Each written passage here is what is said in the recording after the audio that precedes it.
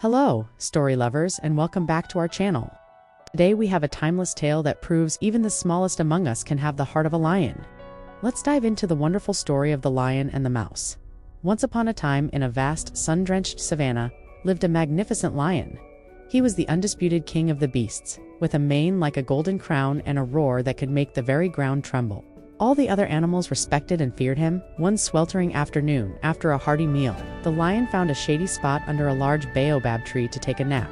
His powerful body rose and fell with each deep, rumbling breath as he drifted off into a deep sleep. While the king slept, a tiny field mouse with big, curious eyes and twitching whiskers was scurrying about, searching for berries. Distracted by a particularly juicy-looking one, the little mouse didn't notice the giant, sleeping lion right in his path. In his haste, he accidentally ran right up the lion's tail onto his back, and then, to his horror, slid right down the lion's nose. Woken from his pleasant dream by a tickle on his nose, the lion let out a mighty, grumpy roar. He blinked his huge eyes open and saw the terrified little mouse trembling before him. In a flash, he scooped up the tiny creature in one of his enormous paws.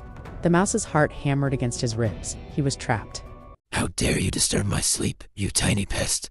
The lion growled, his voice a low rumble. He opened his massive jaws, ready to swallow the mouse in a single gulp. Squeaking with fright, the mouse pleaded for his life.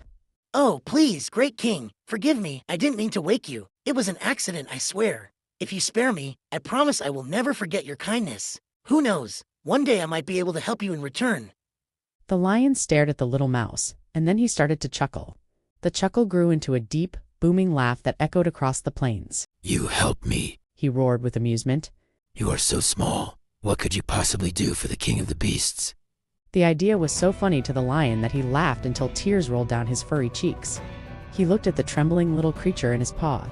He was in a good mood, and the mouse's bold promise had entertained him. "All right, little one," the lion said, setting the mouse gently on the ground. "You have made me laugh. For that, I will let you go. Now, run along before I change my mind."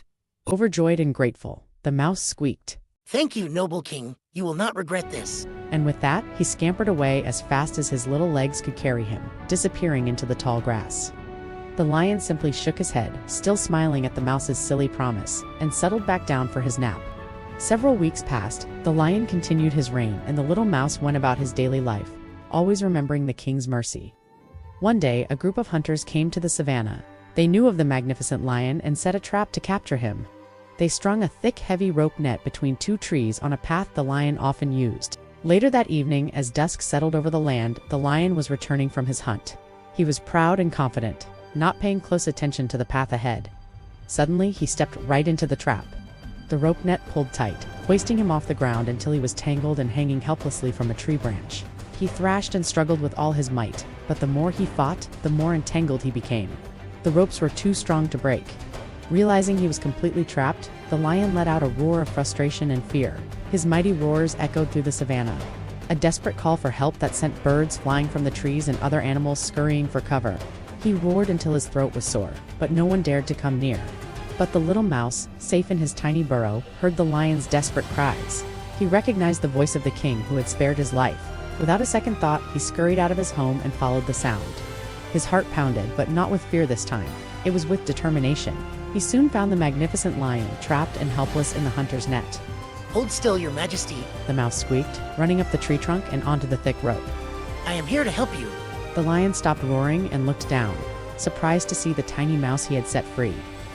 "You," he said, his voice filled with despair. "What can you do? These ropes are too strong even for me." "Just watch." The mouse replied confidently. He positioned himself on one of the main ropes holding the net and began to gnaw at it with his small, sharp teeth. He nibbled and chewed, fiber by fiber. It was hard work, but he didn't stop. He worked tirelessly, one rope at a time. Slowly but surely, one strand snapped, then another, and another. The lion watched in amazement as the tiny creature worked with incredible speed and focus. Soon, a whole section of the thick rope was chewed through, creating a large hole in the net. With a final mighty snap, the main rope gave way. The net tore open, and the lion tumbled to the ground with a heavy thud. He was free. He stood up, shook his magnificent mane, and turned to the little mouse, who was sitting proudly on a branch, catching his breath. The great lion looked at the tiny mouse, not with amusement this time, but with deep respect and gratitude. "You were right, little friend," the lion said. his voice soft and humble. I was foolish to laugh at you.